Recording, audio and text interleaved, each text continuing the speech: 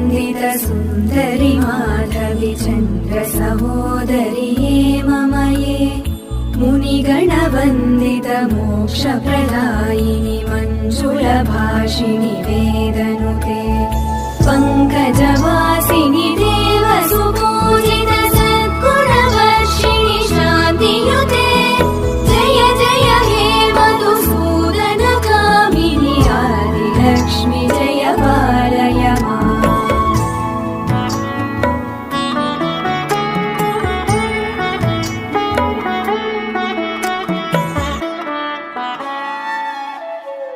अयि कलिकल्मषनाशिनि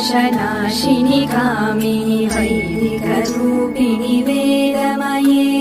क्षीरसमुद्भव मङ्गलरूपिणि मन्त्रनिवासिनि मन्त्रनुते मङ्गल